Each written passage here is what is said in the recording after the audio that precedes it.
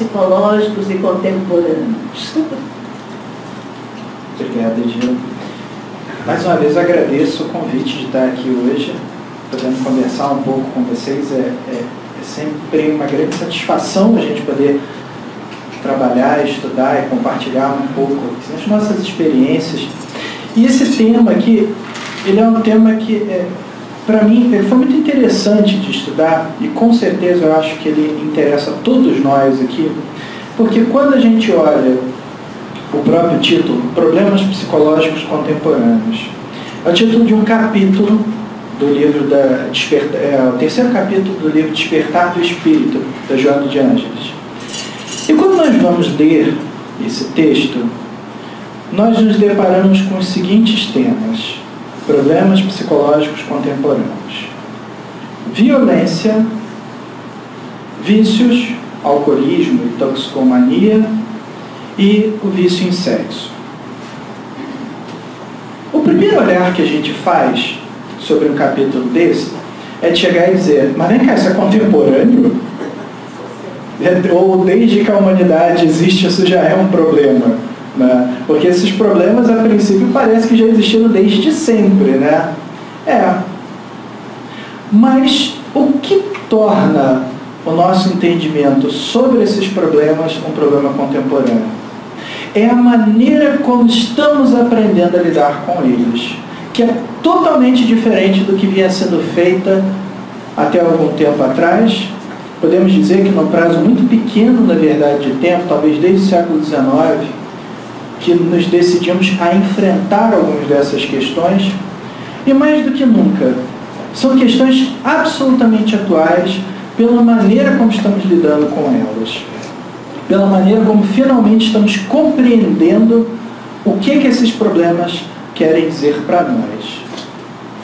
Porque um elemento central que atravessa o entendimento desses problemas que a gente vai conversar hoje, e que a Joana propõe de uma forma muito clara, é o seguinte: nós continuamos a buscar a felicidade. Isso não é um problema, isso é a solução. Encontrar a felicidade é a solução. Mas continuamos repetindo o hábito, não milenar, mas de milhares de anos, de confundir prazer com felicidade. Prazer não é felicidade, mas a felicidade traz prazer. E a gente vai entender daqui a pouco o que a gente quer dizer com isso, né? Mas, se a gente, já adiantando que a gente vai conversar, Joana deixa bem claro para nós, isso é uma coisa que vamos percebendo ao longo da nossa vida, à medida que vamos amadurecendo, que a felicidade é um sentimento, o prazer é uma sensação. Por isso, muitas vezes, começamos a achar que somos felizes porque repetimos várias vezes as sensações. Mas será que nós adquirimos o sentimento? Será que o sentimento chegou até nós? São duas coisas bem diferentes. Não é não? Quem já sentiu, quem percebe as coisas de maneira sentimental, percebe que a felicidade íntima, interna, se espraia por todas as coisas que fazemos. E é dessa felicidade que nos vem um prazer real e legítimo, porque feito com sentido maior. Mas quando nos detivemos apenas na sensação prazerosa, efêmera, material, de apenas um momento, então nós podemos estar construindo gradualmente comportamentos repetitivos, hábitos, ou ainda um vício que serão extremamente problemáticos para nós. E é essa questão que Joana está trabalhando. De como muitas vezes nós desenvolvemos vícios sem ao menos perceber o que, aliás, é uma característica básica do vício. Todos nós, viciados que somos em alguma coisa, não sabemos que é vício porque não admitimos que o temos. Vocês querem saber qual é o segredo para você descobrir se tem um vício ou não? Impõe essa tarefa de ficar uma semana sem aquilo que você considera como um hábito. E vamos ver o que acontece. Mas, claro, quando eu estou falando disso, eu estou falando daqueles hábitos que muitas vezes nós consideramos como parte da nossa rotina, como parte da nossa vida. Eu não estou falando, por exemplo, de beber água, tá? Porque alguém poderia chegar e dizer assim, não, mas eu bebo água todo dia, se é um vício eu vou parar. Não, gente, eu estou falando daquilo que é indispensável ao corpo. Mas eu lembro, por exemplo, de um médico que ele adorava mostrar para as pessoas como elas consomem açúcar demais. Então ele chegou um dia na empresa do amigo dele, e viu o amigo dele com um cafezinho, né, e falou assim, você sabe que você está tomando muito café e consumindo muito açúcar? Isso vai te prejudicar? Não, que isso, eu só tomo um cafezinho. Mas quantos cafezinhos você toma por dia? Eu acho que eu tomo quando eu chego, um quando eu vou ali, um na hora do almoço 3, início da tarde 4, que é para ficar acordado, final da tarde 5, que é para ir para casa. Aí esse médico simplesmente chegou, juntou todos os 5 cafezinhos equivalentes num copo e as 5 colheradas de açúcar que ele tomava ao longo do dia, mostrou, tá aqui, ó, só no trabalho você está tomando isso aqui de açúcar e tomando esse copão de café. Você acha que vai chegar aonde assim? Né? O problema então é que quando nós estamos lidando com uma questão que nós podemos chamar de um vício, de um hábito repetitivo nocivo para nós temos um problema fundamental para identificar que isso é um vício. Por quê? Porque ele nos gera prazer. E essa é uma questão difícil de nós entendermos, porque nós lidamos com coisas que nos geram prazer, mas lá para frente não vamos fazer bem, em termos corporais, em termos psicológicos, em termos espirituais. Nós não percebemos isso porque a sensação de prazer é imediata. E ao obter aquele prazer nós dizemos que, agora eu estou feliz. Mas que prazer é esse? Que dali a meia hora, 1 hora, 2 horas, ou no dia seguinte você já diz, eu não estou mais feliz porque eu não estou tendo a sensação de novo. Vocês repararam como a gente está invertendo muitas vezes as coisas? É por isso que Joana nos fala, com muito cuidado nesse capítulo, de prestarmos atenção a essas questões com as quais nós estamos aprendendo a lidar na contemporaneidade, porque isso é positivo. Pela primeira vez, talvez estejamos aprendendo a lidar com essas coisas de uma outra maneira. Mas para isso a gente precisa sair da nossa área de conforto. O primeiro tema, então, que ela aborda é a violência. E aí eu pergunto a vocês, como é que a gente pode achar que violência é um vício? Né? Afinal de contas, a princípio, nenhum de nós aqui pensa, né, que é viciado em violência. Né? Inclusive, a gente costuma se chatear se a gente vê uma briga na rua. Mas a gente não se chateia quando a gente assiste um filme que é um verdadeiro massacre, principalmente filmes de guerra. Né? A gente não liga. A gente não liga para filmes policiais, onde você sente aquele alívio em saber que no final o bandido foi morto. Você muitas vezes não se incomoda com os filmes em que o herói está, pode ser um filme americano, por exemplo, em que ele está matando milhares de vietnamitas. Você diz, nossa, o cara é bom. Peraí, e os vietnamitas? Eu lembro até que tinha um filme, era um filme do Austin Powers, era uma comédia, né, em muitos aspectos bem grosseira às vezes, mas tem um lance no filme de Austin Powers que eu acho maravilhoso. Né?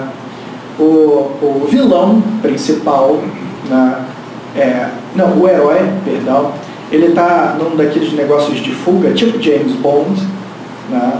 E nessa que ele está fugindo, tem um dos operários que trabalha para o vilão, pula na frente dele, ele vai, pega o cara e começa a bater no sujeito, né? E tal. Corta a cena, o pessoal está no bar, assim, o fulano é muito legal, ele trabalha lá naquele negócio, né, que a gente não sabe o que é, meio secreto, mas ele disse que ia se aposentar hoje, ia terminar e ia vir aqui comemorar, porque ele está louco para chegar em casa, ficar com a mulher dele, os filhos dele, vamos brindar que o cara é muito legal, hoje é o último dia de trabalho dele. Corta a cena de novo, está o herói afundando a cabeça do cara, assim, na água, morre vilão, morre vilão. Corta a cena de novo, os caras comemorando, olha, já está quase na hora dele, está saindo do trabalho e tal. Aí eles chegam um cara, gente, aconteceu um acidente terrível, o que foi que houve? Eu não sei, o cara estava lá na fábrica e eu não sei o que aconteceu, ele se afogou, aconteceu algo assim e ele morreu. Os Nossa, que horror. Corta a cena de novo, está lá o herói correndo. Mais um. A sacação genial do filme aí é mostrar o quê? Que enquanto o sujeito está no personagem de vilão, o herói pode acabar com todos eles que a gente acha um barato. Mas o cineasta ele foi genial de mostrar que, de repente, aquele que nós chamamos de vilão tinha uma história ali, tinha uma família, tinha não sei o quê, tinha uns amigos que estavam esperando ele na saída, e o cara não vai voltar. Sabe o que acontece? Nós, gradualmente, diluímos a noção de violência que nos impacta. E já começa quando a gente é criança. Desenho do Pica-Pau, Tom e Jerry, Pato Donald. Gente, e eu falar mal disso, entendeu? Eu assistia todos esses sempre. E não me passava pela cabeça, entendeu? Que todos aqueles tiros, todas aquelas pancadas, tudo aquilo, eu achava aquilo divertido. Eu achava aquilo grotesco, era divertido, pronto, acabou, não tinha problema nenhum. Aí, até um dos nossos colegas aqui disseram, ele conduziu uma experiência na evangelização de passar um desenho do Pica-Pau e só fazer uma pergunta para as crianças. Identifique algo que você não faria com o seu colega, que aparece no desenho do Pica-Pau. Num desenho que dura entre 2 a 3 minutos, as crianças identificaram 15 coisas que eles não fariam porque estão erradas. Martelar a cabeça do outro, disparar uma espingarda, botar a pessoa numa serra de não sei o quê. Você não faz isso no dia a dia. Mas o desenho do Pica-Pau aparece. E aí depois, quando você sai daqueles desenhos infantis, em que tudo isso é tratado como brincadeira, inclusive tem uma criança que foi fabulosa, né? Tem uma criança que olhou para um desses desenhos e falou assim, é só um desenho espírita? Por quê? É porque eles morrem e voltam toda hora. Bem pensado, né? Não tinha reparado nisso não, né? Mas, e aí, o que acontece? Quando você entra na fase jovem, na fase adolescente, em que você está preparado para conversar sobre todas essas coisas, das fases mais complicadas da vida mesmo, né? Porque você está buscando sua identidade, você quer se conhecer, você etc. Tem milhares de coisas passando na tua cabeça. E melhora? Não. Parece que não, né? Porque os dois filmes... Quais são os filmes que os adolescentes mais começam a assistir? Filme de violência, filme de guerra, artes marciais, filme pornográfico. Ele, na verdade, faz a pós-graduação no caminho errado que ele estava seguindo ali. Não todos os jovens, mas o que eu quero dizer é que todos nós passamos por isso. Porque esse é um processo de construção dos meios de mídia. Tudo que a gente tem tido acesso, a gente passa por isso. E olha, eu sou professor de história, eu vou dizer para vocês, até os professores de história muitas vezes não ajudam não, né? Porque o que os professores de história chegam, vamos lá, hoje vamos estudar a guerra do não sei o que mais. Gente, por que não estuda, sei lá, o grande sábio da antiguidade que ajudou as pessoas? Por que não ajuda? Não, vamos lá, hoje decore essas 3 batalhas, né, que foram importantes, porque aí se você... óbvio que se você aprender a decorar o nome de batalha, quem matou mais, você não vai sair com uma perspectiva legal da tua aula de história, né? E muitas vezes é isso que acontece, muitas vezes inclusive é isso que é exaltado nas aulas. Então nós ficamos com essa imagem muito forte na nossa cabeça. Uma imagem que vai se reproduzindo, uma mensagem, inclusive, que se transforma num momento de vício, eu acho que se transforma numa prática de vício, embora a gente não repare, porque chega um momento em que nós automaticamente ligamos a TV no noticiário e se você não ver aquelas notícias ruins que todo dia tornam o seu dia pior, você vai achar que tem algo estranho. Eu lembro de um comentarista de TV uma vez, né, que, não vou citar o nome, mas ele chegou no programa dele, passava à tarde, né, e a chamada dele foi assim, atenção, presta atenção, comecem a rezar. Porque nada garante que aquele seu parente que está na rua agora vai voltar hoje para casa. Não, Nossa Senhora, meu Deus, o que foi que eu... Corta a cena, passa para a reportagem. Estamos aqui na Avenida Paulista com um engarrafamento de 30 quilômetros e parece que só vai acabar depois da meia-noite. entendendo? Precisava fazer essa chamada? Precisava pesar tanto a mão assim? Eu acho que todos vocês sentiram o mesmo inconveniente que eu senti, né, quando o cara falou isso, para cortar e mostrar que era um baita super engarrafamento, né, e aí toca de falar mal das autoridades, né? Pois é, acaba que nós nos viciamos nisso e começamos a responder da mesma maneira. De que forma? Então, o garoto ali na rua comete um erro, faz uma bobagem qualquer, como eu vi outro dia, né? Eu estava passando ali pela Lapa, um garoto desses de rua ficou chateado que o motorista deu carona para ele e queria tacar uma pedra no ônibus. Não estou dizendo que isso está certo, não. Eu estou dizendo que uma pessoa muito mais inteligente que a média chegou para o garoto, tirou a pedra da mão dele e falou: não faça isso, está errado. E o garoto discutiu, falou algumas coisas, tá bom. Agora, o problema é que a média que passou e assistiu a cena dizia o quê? É melhor matar logo antes que cresça e vire um problema maior. O que é isso? Que solução é essa? Nós estamos voltando então a tempo de soluções finais? Mas nós reproduzimos isso muitas vezes. Nós muitas vezes, com todo um lustro crítico e todo um aparato intelectual, etc. e tal, nós muitas vezes falamos: não, mas tinha que pensar na pena de morte, né? Não, tinha que pensar em punições mais duras e severas. E a gente continua resgatando essas mesmas coisas. A gente continua falando de radicalismo, a gente continua sendo radical. A gente vai continuar repetindo esse mesmo hábito problemático? É disso que Joana está falando.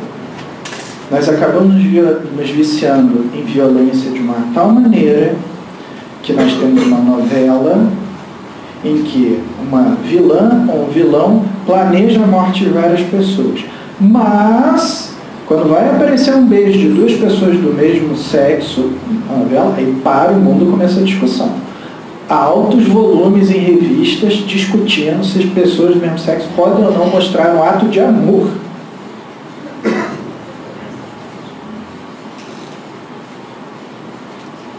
Então, gente, é um problema muito sério aí. Mas, ao mesmo tempo, é essa consciência que mostra para nós que, se nós formos capazes de nos programar de forma diferente, esse é o primeiro vício que nós podemos enfrentar de forma diferente. Joana, brilhantemente, como o espírito iluminado que é, vai dando sequência a isso.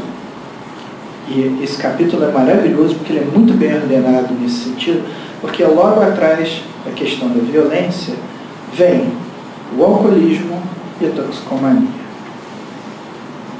Por quê? E toca de pensar de novo.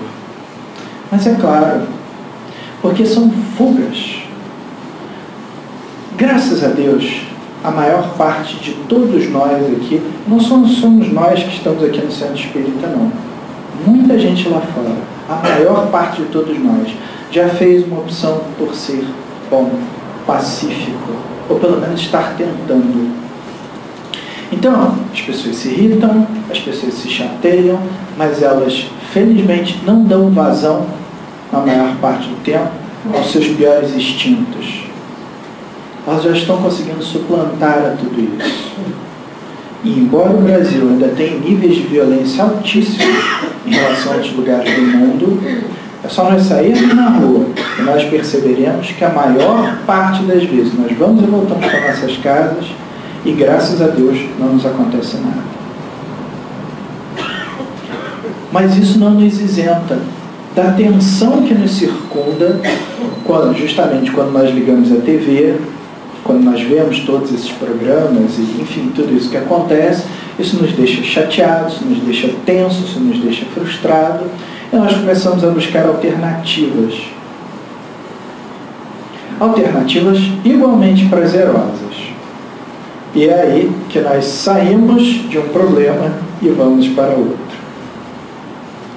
Quantas vezes nós já não usamos as bebidas para aliviar uma tristeza, porque estava chateado, para esquecer um problema, para, enfim, milhares de coisas, né, para dar uma aliviada na tensão. Vou contar uma coisa para vocês. Sabe que muitas vezes funciona? Caramba, né? Pronto, André, tchau, abre a porta, você nunca mais volta aqui. A não ser que você conserte o que você acabou de dizer. Vou consertar. O que acontece é que a sensação é boa, deu prazer. Mas vamos voltar ao cerne do problema, que é o que João nos avisa. Resolve o problema? Não. Então, você está chateado, pegou um copo de cachaça, tomou, esqueceu o problema. Quando você acorda, o problema desapareceu? Não, está lá, continua lá. É essa a questão. A questão fundamental é o quanto nós usamos esses meios para mascarar problemas que nós temos e, principalmente, evitar ou adiar os enfrentamentos necessários que nós temos que fazer com os nossos próprios problemas.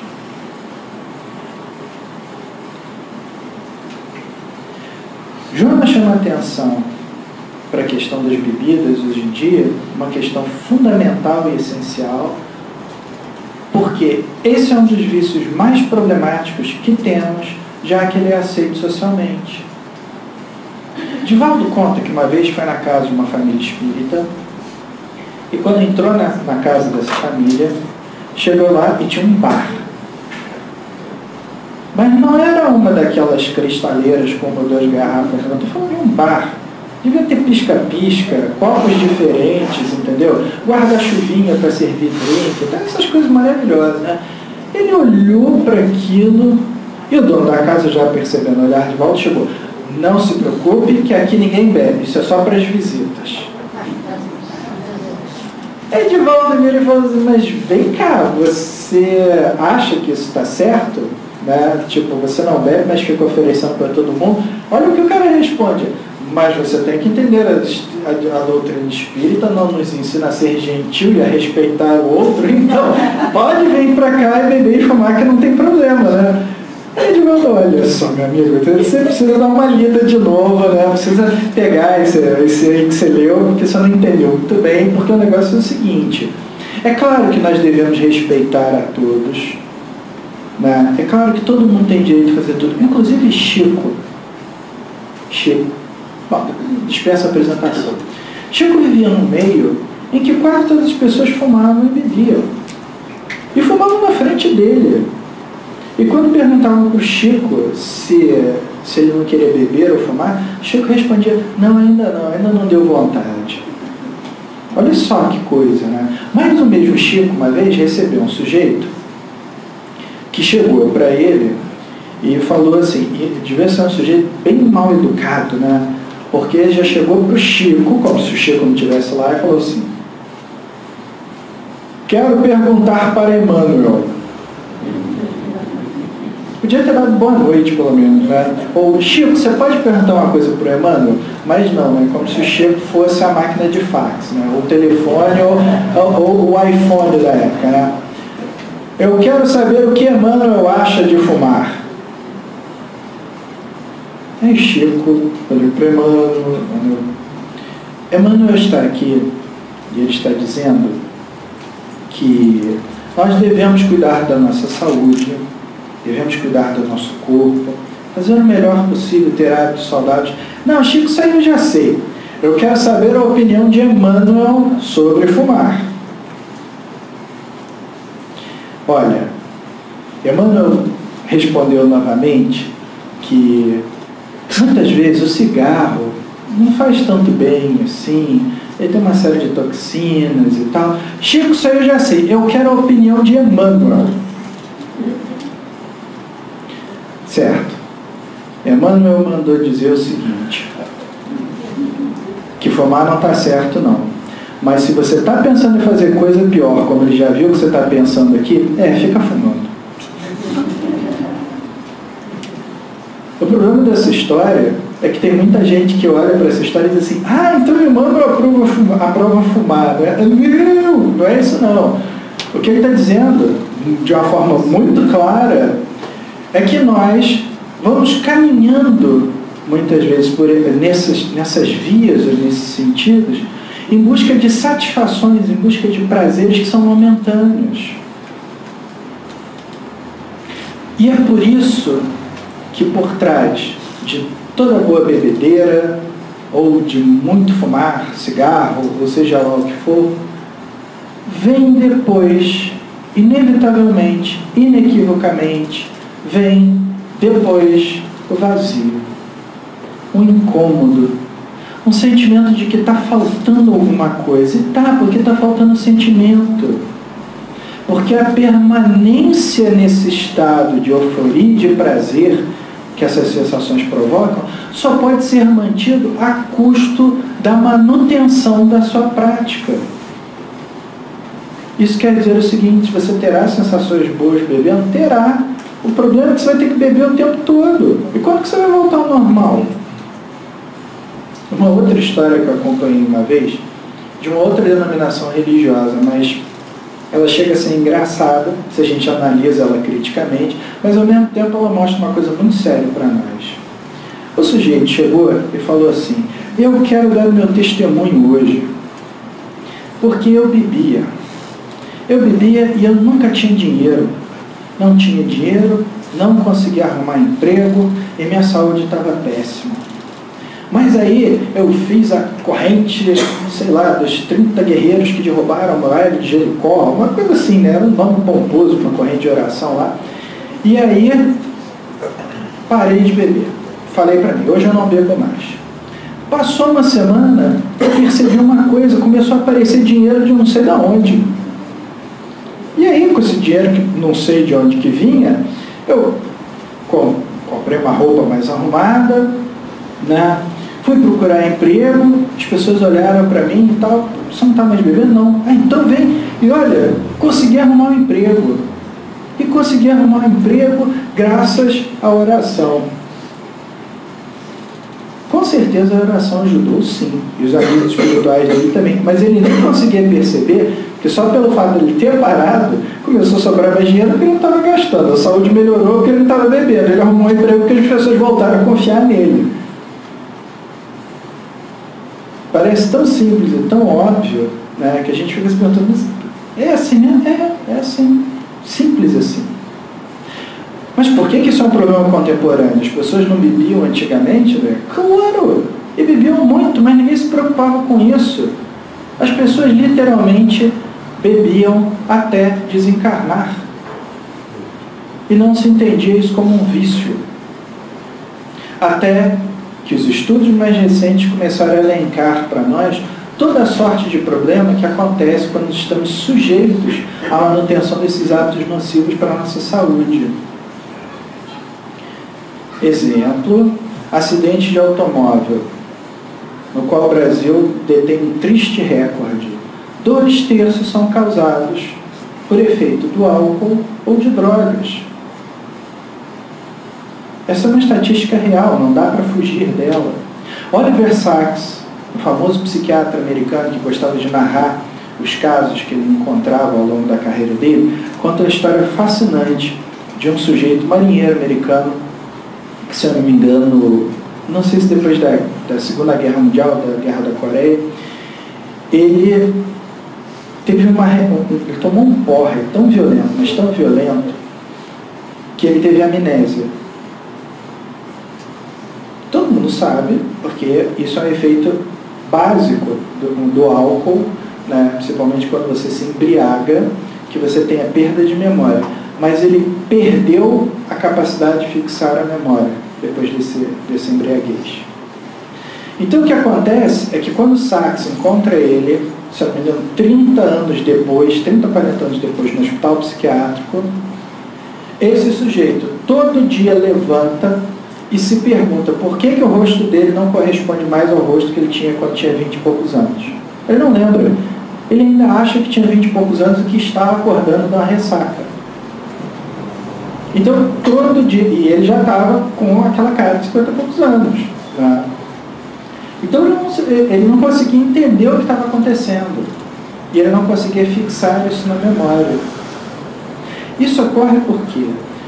O que acontece é que grande parte das drogas, e muitas vezes nós falamos só dos entorpecentes, as chamadas drogas entorpecentes, o mundo, na verdade, dos narcóticos é enorme. Nós temos vários tipos de drogas diferentes, mas a diferença fundamental entre tabaco e álcool de um lado e todos os outros narcóticos do outro é que, em geral, esses narcóticos têm efeitos mais imediatos, por assim dizer. Enquanto que o tabaco e o álcool, além de socialmente aceitáveis, né, eles podem, a princípio, ser dosados gradualmente. A princípio. Porque, volto a insistir, o problema de todo vício é esse. A gente acha que está no controle, mas não está. A gente acha, muitas vezes, está bebendo doses suaves e cuidando do nosso corpo, mas experimente ficar um mês sem aquilo. Aí você vai descobrir se você realmente usava aquilo de uma forma saudável ou se você já tinha transformado aquilo num hábito no qual você não pode ficar sem. E notem que nesse capítulo específico estamos falando de álcool, tabaco e entorpecentes. A gente pode ir até mais. Nós temos hábitos alimentares que são viciosos. E quando eu falo isso, gente, por favor, entendam bem uma coisa. Não estou fazendo nenhuma campanha aqui, porque ninguém aqui é santo, muito menos eu. Mas o que Joana está muito claramente nos chamando a atenção é o quanto nós depositamos as nossas angústias de prazer, o quanto nós angustiamos, o quanto nós projetamos as nossas fraquezas nesses hábitos. Eu, por exemplo, fiz uma experiência uma vez de, durante alguns anos, ser vegetariano, né? E eu só desisti na época porque realmente era muito complicado na época que eu fui tentar ser vegetariano, você manter o vegetarianismo. Eu não tinha nem carne de soja no supermercado, nem nada. Ainda estava surgindo essas lojas de produto natural e tal. Mas uma coisa eu percebi. Eu percebi que eu era viciado em carne, em comer carne, porque quando eu decidi que eu não queria comer mais carne, sabe o que é um dia você chegar, acordar e... Cara, eu preciso de um bife. Eu preciso de um bife. Não tá legal isso aqui não. E aí, gente, o que é isso, né? Bacon. Não vou nem falar. Bacon. Não vamos deixar o bacon para chocolate, então. Melhor também nem entrar nessa. Aí a gente ouvindo isso da Joana, né? A gente pensa assim, caramba, então nós fomos programados para ter uma vida chata, né? Porque a gente não vai comer nada de gostoso, então não. Sério, André, peraí, então a doutrina espírita não aprova o consumo de bacon. Gente, se fosse isso, entendeu? A segunda-feira ia estar cheia, mas amanhã, terça-feira, a reunião está vazia. Não, graças a Deus, graças a Jesus, entendeu? Que a gente aprende, essa melhor coisa da gente estudar a doutrina espírita, é que nada disso é proibido para nós. Nada. É como nos disse o Paulo, tudo posso, mas nem tudo me convém. A gente tem que descobrir qual que é a justa medida disso tudo. A gente tem que descobrir como é que a gente está administrando as coisas para nós. E principalmente, esse é um aspecto importante de tudo isso que a gente está falando aqui. O quanto essas coisas nos prendem à matéria.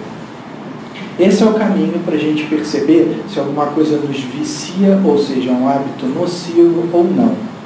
Se você identifica alguma coisa no seu comportamento que você percebe que você não pode ficar sem, então você tem um problema. Esses exemplos são os exemplos mais claros porque vivemos hoje numa sociedade que está buscando a saúde física. E não uma saúde física no sentido exibicionista, mas uma saúde real, que nos dê qualidade de vida, que nos dê um tempo de existência e de reflexão, que nos leve a pensar a nossa existência, que nos leve a pensar o que estamos fazendo na nossa vida. É por isso que, inclusive, a gente vê hoje em dia tanta gente falando que você ser saudável não é... E agora eu acho que vocês vão gostar. Vou contar uma coisa para vocês. Ser saudável não é ser musculoso com aquele corpo lindo, cheio de óleo, brilhando. Não é. Até porque, tadinho, tem muito atleta que tem um desgaste muito grande, né? Por causa das questões de desempenho. Vocês já viram o que acontece quando eles param de se exercitar? Nossa, eles engordam ou mudam completamente, porque o corpo estava muito acelerado. Vida saudável significa, sim, a gente fazer umas caminhadas, fazer alguns exercícios, tal, cuidar. E nos cuidar de uma tal maneira que a gente se sinta bem com esse corpo. Então, a novidade excelente é: podemos ser magrinhos, podemos ser gordinhos, podemos ser mais ou menos, podemos ser alto, baixo, de qualquer jeito, se a gente estiver bem, a gente está. O que a gente tem que fazer é prestar atenção ao que a gente está fazendo. Quanto que a gente consome de açúcar, quanto que a gente consome de sal. Se a gente, muitas vezes, está saindo, hoje eu vou sair do centro espírita, nossa, foi tão legal. Gente, vamos tomar um uísque para debater aquele tema que a gente viu lá no centro espírita? Opa! Peraí. Gente, vocês sabiam que a gente consome 40 vezes mais do que a gente necessita de sal por dia, no geral? Que a gente vai salgando a comida, né? Vai jogando sal em tudo, vai temperando tudo, né? E depois a gente tem aquela matemática muito esquisita que é: acho que eu comi muito sal, hoje eu vou comer umas coisas doces. Sorvete! Tá? Mas volto a insistir, falando tudo isso, parece então que a nossa vida deveria ser muito chata. Não é. Não é, não. Deve ser por causa disso, inclusive, que na última parte desse capítulo da Joana, e já terminando a nossa apresentação, Joana fala do vício em sexo. E aí é um assunto difícil de discutir, né? Porque quando a gente fala de sexo, vem à nossa cabeça um monte de coisa. A primeira coisa que eu não quero pensar nisso, é proibido. Meu Deus, eu sou cristão, não posso. Gente, parou. Porque, esse era o outro extremo. A abstinência, o não pensamento, dava certo? Não dava. Só que aí, ao longo do século XX, se convencionou pensar, por conta de uma série de movimentos sociais e intelectuais, que a resposta para isso também era liberar tudo. Vai, fica com todo mundo, viva a vida, uma sequência ininterrupta de sensações de prazer. Deu certo também? Não deu. Porque antes as pessoas ficavam deprimidas porque eram reprimidas. Agora elas se deprimem porque elas não se realizam. Elas vão para a noite. Hoje eu quero beijar 3 bocas. Eu não beijo nenhuma. Aí volta para casa. Eu não sirvo para nada. Eu sou um lixo. Eu sou feio. Eu sou pobre. Eu sou professor de história da UERJ. Sei lá. As pessoas se decepcionam porque elas não conseguem reproduzir a sensação de prazer momentânea. Mais ainda, o que a espiritualidade nos fala é que o sexo é, na verdade, algo muito importante. O sexo, no nível humano, não é só para a reprodução. O sexo é para ter essa troca de energia entre 2 pessoas, uma troca que pode ser absolutamente revigorante, feliz, encantadora, fortalecedora de laços. Então, sim, a espiritualidade está dizendo que isso é uma força poderosíssima, que proporciona muito prazer, proporciona. Mas de tudo isso que a gente conversou, talvez seja a mais séria de todas, porque primeiro precisa de 2 pessoas. Você pode beber sozinho, você pode fumar sozinho, você pode ficar trancado na sua casa, cometendo todos os erros que você quiser, se viciando da maneira que você quiser, e mesmo assim você não vai tocar em outro. Aparentemente, porque em geral quando a gente se vicia também a gente esquece que tem família, esquece que tem pessoas que se preocupam com nós. Mas ainda assim existem atos que podem ser atos solitários. O sexo não. O sexo depende de uma outra pessoa que está pensando, que está buscando algo, e ela está buscando o quê? Então, essa sintonia que é muito importante. Porque essa sintonia, se quando adequada, ela é capaz de proporcionar para nós um prazer até muito maior do que as outras coisas. Mas, se for o prazer só pelo prazer, nós caímos no mesmo erro dos outros vícios e não encontramos a felicidade. É essa a razão porque muitas vezes nós podemos fazer sexo com alguém e depois não nos sentimos realizados, porque descobrimos que não amávamos. Era só um impulso, paixão. Cadê a felicidade? Cadê o amor? Agora, quem ama aqui, ou quem já teve esse sentimento maior, já descobriu uma coisa.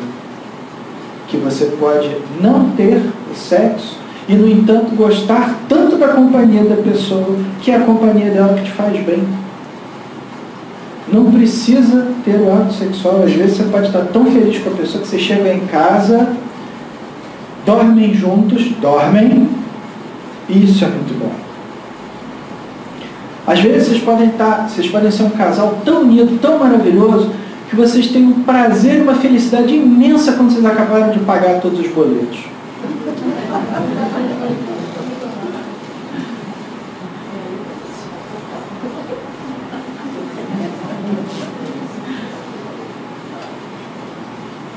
Por isso, então, que a doutrina espírita nos chama a atenção para esses problemas psicológicos contemporâneos, porque são psicológicos, porque estão em nós.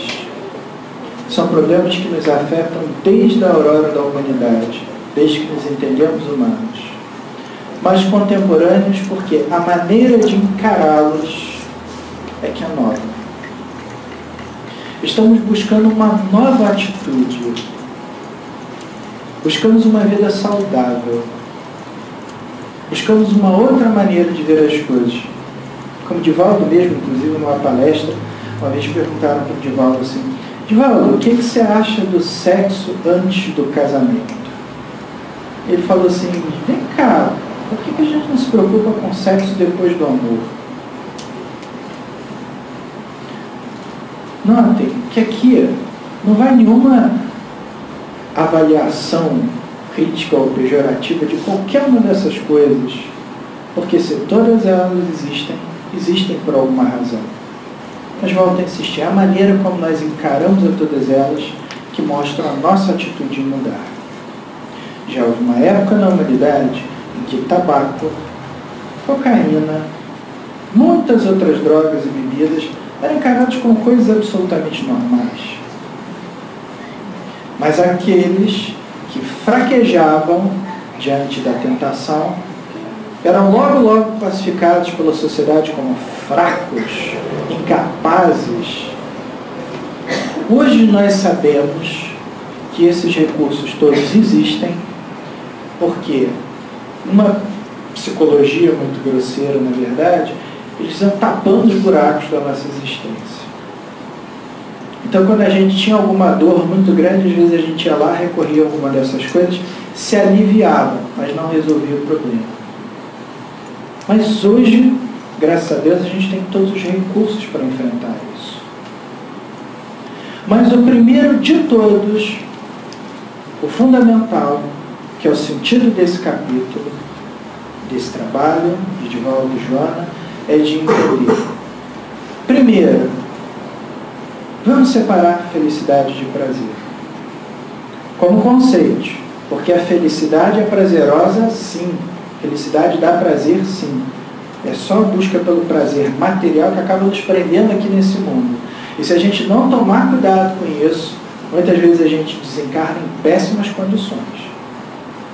Quando às vezes a gente está tão ligado ao seu mundo material, a gente desencarna e continua querendo as mesmas coisas. O André Luiz até nos conta, nos seus livros, né, de como às vezes os espíritos se aproximam quando você está bebendo ou fazendo alguma coisa, porque eles querem ter as mesmas sensações que a gente está tendo. Né? E é engraçado que a gente muitas vezes chega assim: nossa, então quando eu bebo, eu estou atraindo espíritos inferiores que querem beber junto comigo. Peraí, quem que está bebendo? Né? Ou seja, a culpa é deles porque estão querendo a mesma coisa que você, não tem mais, do tipo, opa, desencarnou, acabou a brincadeira? Não, eles ainda estão a fim de brincar, e aí? Né? Então, essa atitude da gente perceber a busca de uma felicidade real.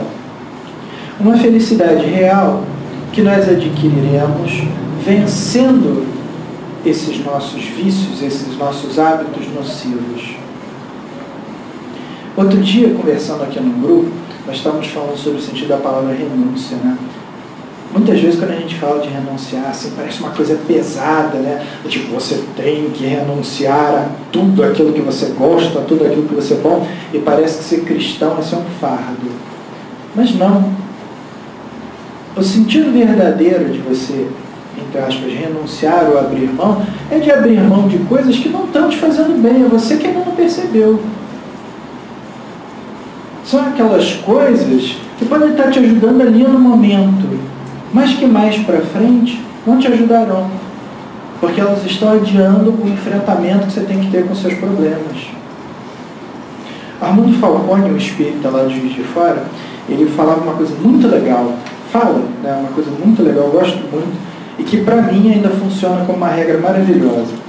Quando você estiver a ponto de tomar uma atitude, de falar alguma coisa, de comer uma besteira, de fazer qualquer coisa que você acha que é bobagem, apenas para você decidir se você deve fazer ou não, se pergunta, e depois? Gente, é um exercício bobo, simples, mas é maravilhoso. Porque você vai dar aquele passo só você pensar, peraí, mas se eu der essa resposta, a pessoa pode ficar chateada comigo, achar que eu sou violenta, responder com violência. Então, preciso procurar outra coisa. Vou sair, caramba, eu estava com a vontade de tomar umas... Não, mas, caramba, isso não vai me ajudar a pensar, o problema ainda vai estar lá. Começa a raciocinar sobre o e depois. É assim que nós vamos identificar esses hábitos complicados que nós temos, que nós vamos começar a superá-los, e nessa busca de superação, não receiam em momento algum, não temam, não receiam, confiem em Deus e confiem principalmente em buscar pessoas que já passaram por esse caminho. Porque às vezes você acha que está sofrendo um monte de coisas que só você está sofrendo, e você encontra uma pessoa que vai chegar e dizer, não, eu sei, você passou, eu já passei também. Jura? Porque muitas vezes a gente acha que ninguém passou o que a gente passou, né? O que a gente está sentindo é uma coisa que só a gente sente, é uma dor que só... Como se Deus olhasse, né? Apontasse o dedo assim. Para esse aqui eu vou mudar um negócio diferente que ninguém mais tem, nenhuma medicina vai curar. Né? Não, gente. Tudo que a gente tem, alguém já está lá na frente, passou por isso, pode te dizer, olha, tem solução sim. Tem. E nós estamos no melhor momento, agora conectando o texto da Joana com outros textos que têm me chegado no meu espírito, nós estamos no melhor momento para perceber e enfrentar tudo isso. Porque hoje em dia, cada vez mais, nós temos mais meios, mais condições, mais pessoas para auxiliar, mais instruções, mais orientações, mais tudo. Mas principalmente, nós temos a atitude e a consciência capaz de nos prover de um sustentáculo para enfrentar tudo aquilo que nos faz mal, tudo aquilo que traz o mal de dentro de nós, superar isso, converter isso, lembrando sempre, né, que o corpo, gente, como qualquer outra coisa, é o celeiro da nossa evolução espiritual. Quando muitas vezes nós olhamos para a terra e vemos um monte de esterco, nós pensamos, isso é esterco. A semente pensa, essa é a terra quente que me dará tudo aquilo que me fará brotar e nascer. As dificuldades então existem para serem superadas e os problemas são uma bênção divina para que nós evoluamos. Nada mais urgente e, no entanto, mais feliz do que o agora, para a gente começar a enfrentar todas as coisas que a gente precisa e ter sucesso, porque esse é o nosso destino, essa é a nossa missão. Graças a Deus.